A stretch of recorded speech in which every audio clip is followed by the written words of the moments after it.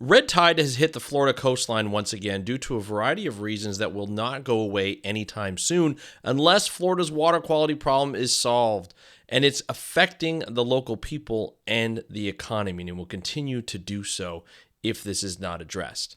It's not the worst red tide event that we've seen in the recent past, but it seems to be popping up year after year, and that is concerning many scientists as climate change is making things worse.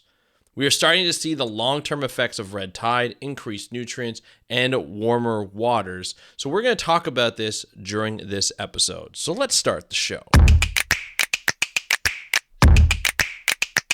Welcome back to another exciting episode of How to Protect the Ocean. I am your host, Andrew Lewin, and this is the podcast where you find out what's happening in the ocean, how you can speak up for the ocean, and what you can do to live for a better ocean by taking action.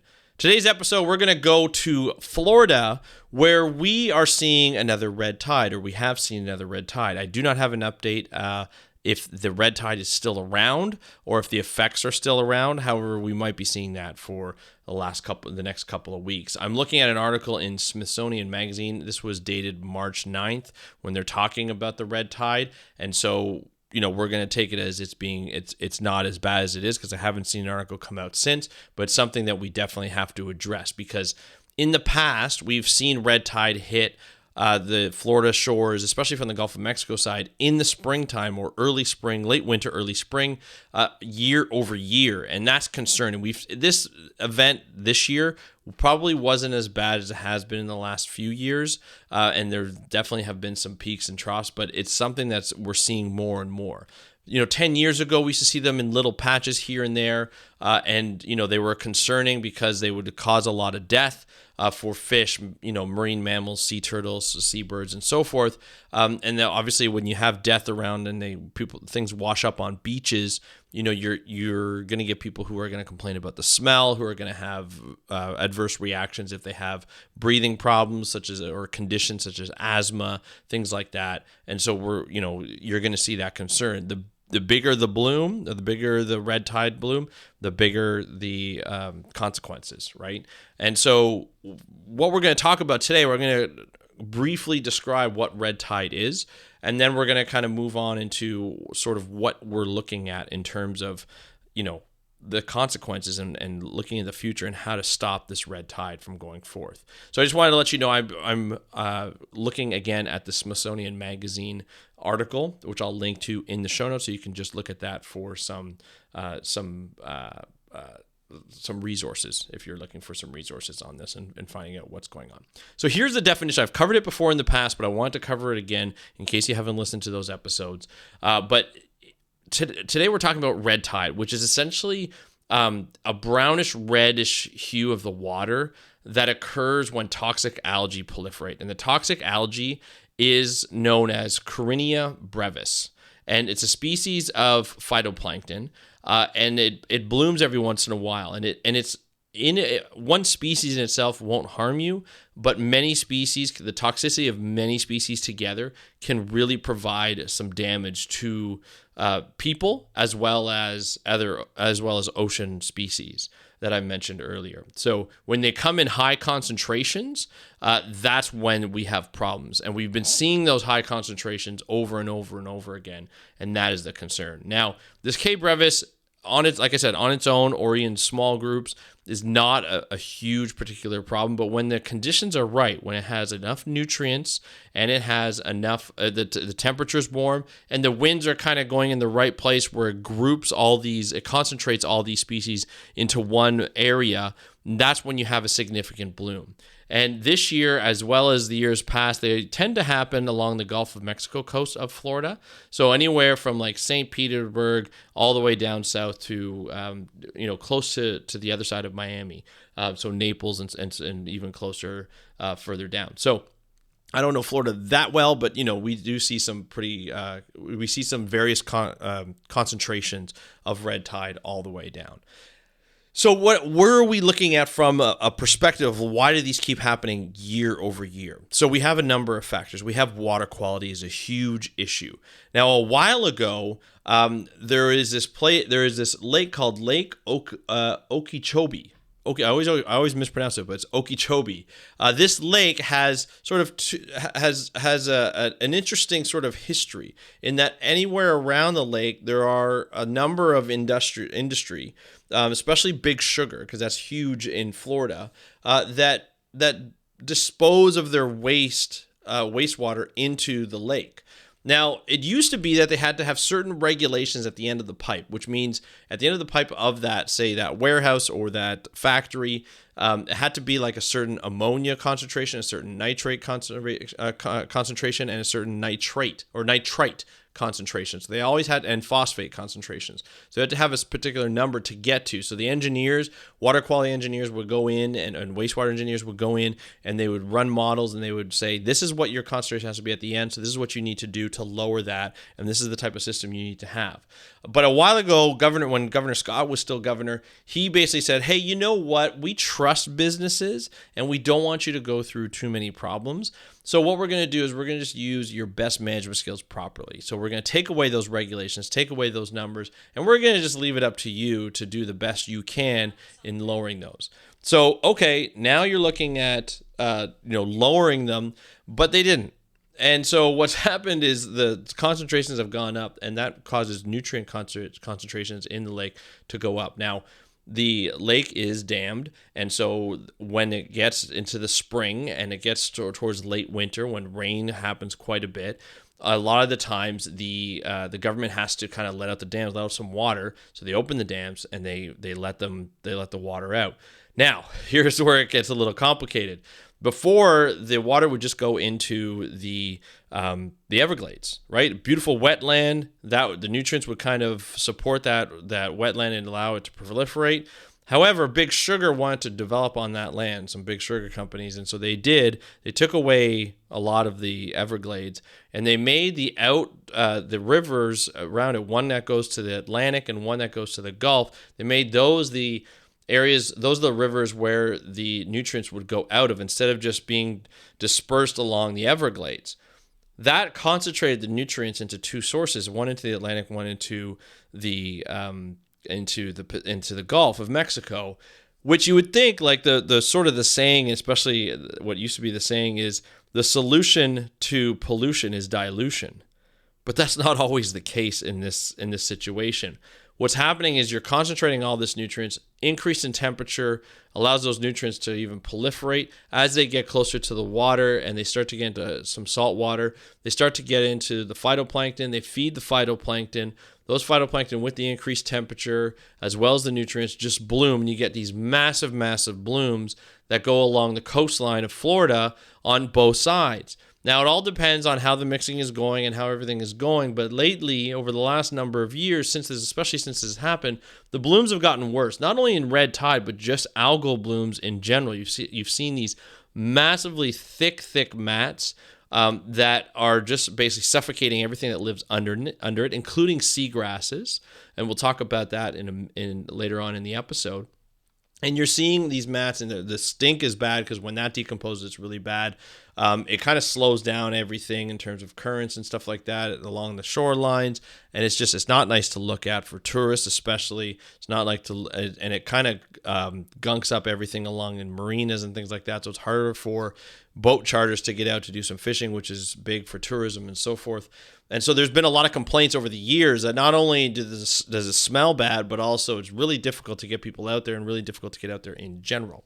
So these are some of the problems that we're having. Now, bring in red tide, where you're having this K. brevis come into the picture more and be fully concentrated and having more red tides as we go along every year. We're starting to see a lot of death along the coastlines, and it's affecting a lot of things, not only from a species point of view, like an ocean animal point of view, but also from a habitat point of view.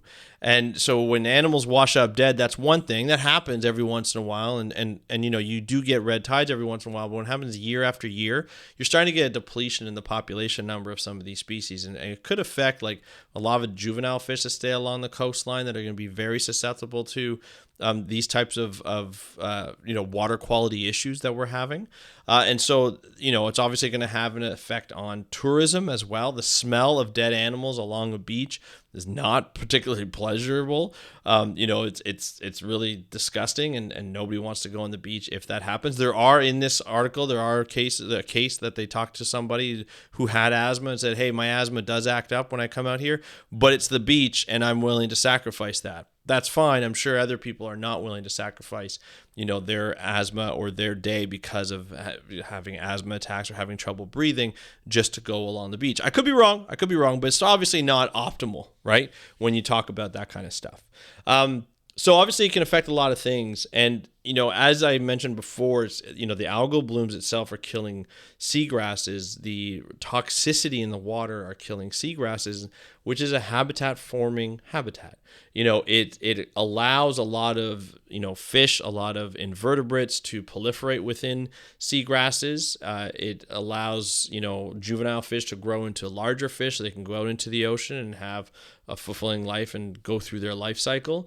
It provides food for manatees, which is a threatened species in Florida. Used to be endangered species. The Trump administration changed it to threatened species because they were worried that developers would not be able to develop as much because they had to undergo certain restrictions when it's an endangered species. Well, since then, that numbers of manatee have degraded quite a bit, have decreased because their habitats have degraded. Their seagrass meadows have degraded.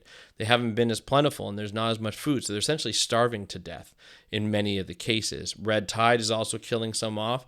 We had at one point 6,000 manatees, and it looks like that's decreasing, and people are calling to make sure that the manatees can get that level of endangered on the Endangered Species Act instead of threatened, so they have more protections, not only from a development perspective, but also maybe add more money into building up their habitats a little bit more. All this could be solved by just looking after their water quality. The state of Florida really needs to look at things that will help them increase their water quality value. That would be maybe instituting more of dispersal of the water into the Everglades, where a lot of the Everglades plants and animals can take up the nutrients, can take up the water quality and can handle that. But making sure that there's a number again at the end of the pipe for all of those industries that are putting their wastewater, not only in just Lake Okeechobee, Okeechobee, but also into anywhere they're dispersing their wastewater.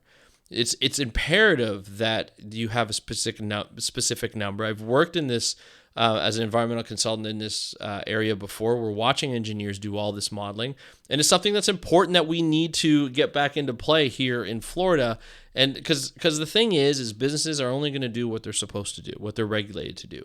And so if you put a number at the end of their pipe, they will do that. And if you model it based off of what the river's like, how it changes with climate change and increased temperatures, water temperature, whether it be fresh water or ocean water, you can make those changes very easily and force the companies to change along with that. If you just let the companies sort of up to their own vices, they are not going to change anything. They are going to maximize profits, and to do that, they don't want to put more money into environmental sort of changes and environmental compliance.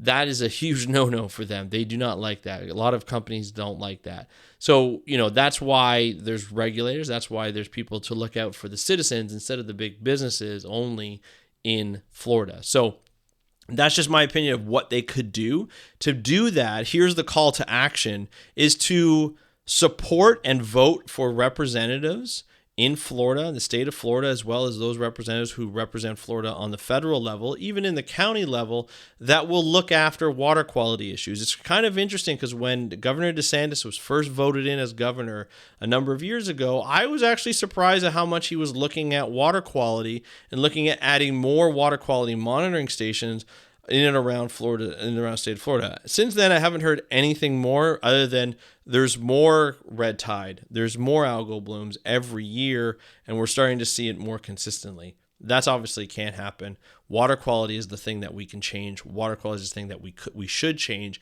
and government regulators are those that will be able to change that. So what I would recommend is link up with some local nonprofit organizations, or even think tanks, or even for-profit organizations that would like a better water quality, that would like better support from regulators to put in water quality, and vote for those regulators. I don't care if they're Republican or Democrat. As long as they are supporting good water quality and responsible water quality monitoring and action and policy, that's what we should care about. We shouldn't care about just supporting big businesses that would rather pollute and instead of making the environment better, because obviously we've provided them with action. They had the last number of years to be able to make that number or make their own number to sort of lead other industries, and they haven't been able to do that, so allegedly. So that's something that we need to focus on more, and I would love to see that happen more. So if you live in Florida and you get frustrated with this type of stuff, I would love to hear from you, and who do you think would support better water quality management in the government? Which are the politicians? Which side, if there is, if one of those sides is better than other? I would love to hear your opinion. You can DM me at How to Protect the Ocean on Instagram. That's at How to Protect the Ocean. Or you can email me, speakupforblue.com. Just go to the Contact Us page and just fill out the form. That goes right to my email. I would love to hear from you. But that's it for today's episode. It's obviously not a fun one to talk about, but it was something we need to talk about because this is what's happening in the ocean. And I promised that I would inform you and provide you with a call to action to say, hey, this is what we can do to help, the red tide situation and the algal bloom situation in Florida. So I want to thank you so much for listening to this episode of How to Protect the Ocean. I am your host, Andrew, and have a great day. We'll talk to you next time, and happy conservation.